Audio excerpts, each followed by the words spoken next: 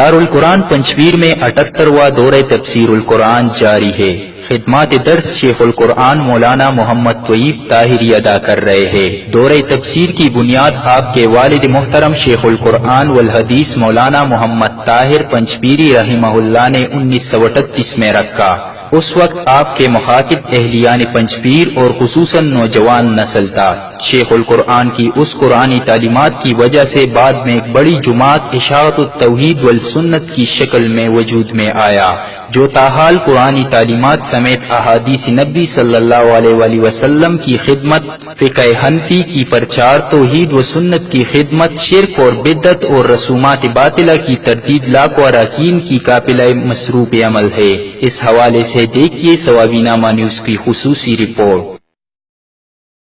دارالقرآن پنجپیر یہ قرآن اور سنت کا،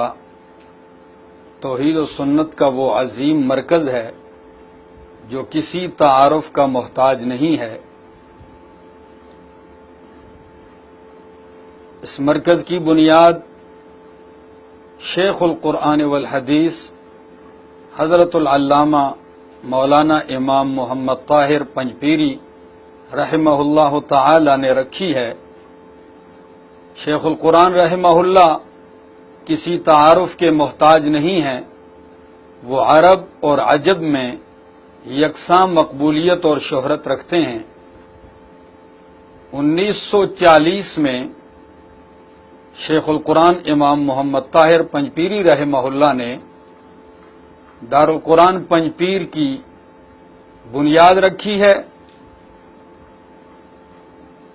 اس نیت پر کہ اس علاقے اور پٹھان قوم کو توحید اور سنت سے کس طرح آراستہ کیا جائے گا، کیسے ان لوگوں کو شرک اور بدعات اور رسومات جاہلیت کے اندھیروں سے نکالا جائے گا، اس عظیم مقصد کے لیے اس عظیم مرکز کی بنیاد رکھی گئی ہے۔ 1940 سے لے کر 1987 تک شیخ القرآن رحمہ اللہ خود درس قرآن کے فرائض سر انجام دیتے رہے، جن کے درس میں ہزاروں کی تعداد میں علماء اور طلباء شریک ہوا کرتے تھے۔ 1987 کو شیخ القرآن رحمہ اللہ اس دار فانی سے دارالبقاء کی طرف رحلت کر گئے، تو 1987 سے لے کر آج 2018 تک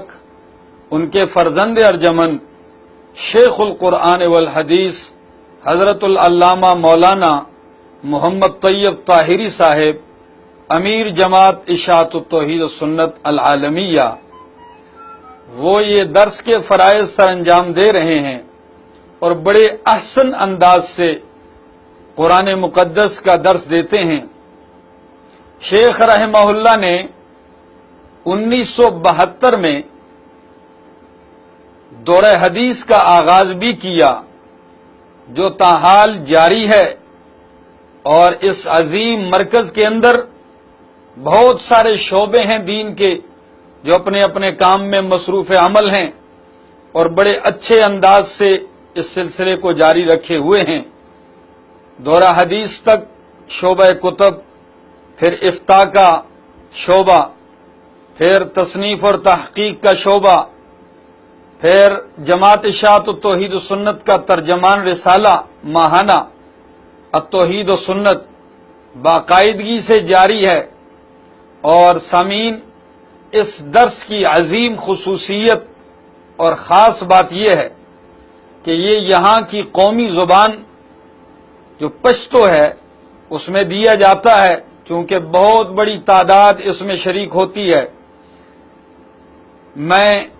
خود بنفس نفیس اس درس میں بحیثیت طالب العلم شریک ہوں،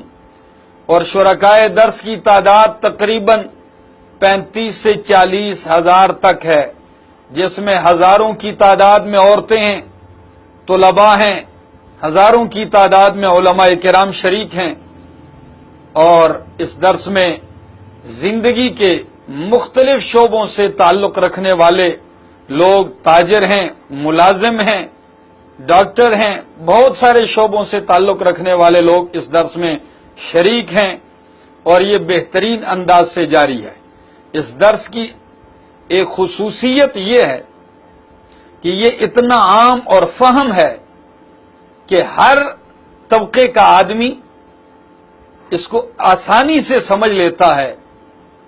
اور شیخ القرآن رحمہ اللہ کا منہج جو تفسیر میں ہے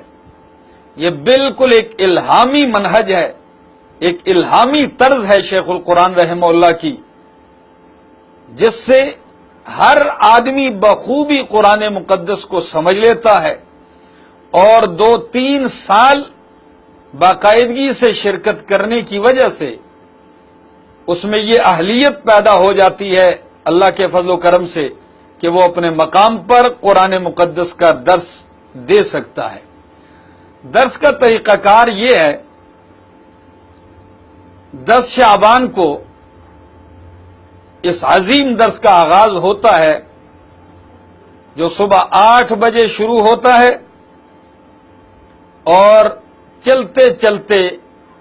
ظہر تک، پھر دورانیہ ظہر سے بڑھتے بڑھتے عصر تک پہنچتا ہے۔ یعنی یہ 6-7-8 گھنٹے کا دورانیہ مسلسل لوگ بیٹھے ہوتے ہیں۔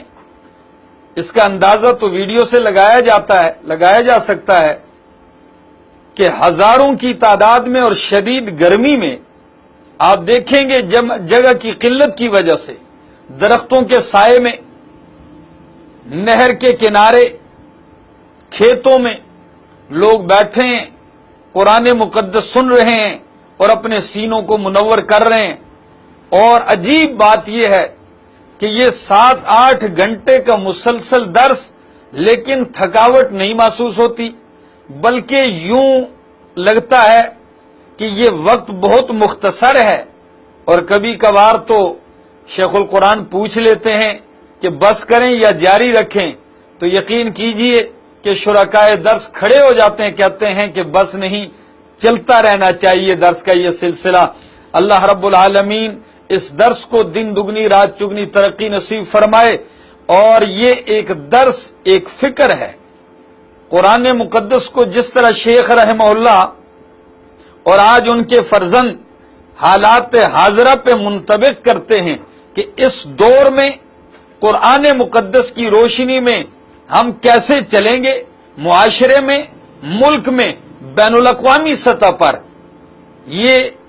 ایک خصوصیت ہے اس درس کی۔ اللہ رب العالمین سے دعا ہے کہ اللہ رب العالمین اس کو دن دگنی رات چگنی ترقی نصیب فرمائے، اور اللہ رب العالمین اس کو پوری دنیا کے لیے، خصوصاً پاکستان کے لیے خیر و برکت کا ذریعہ بنائے۔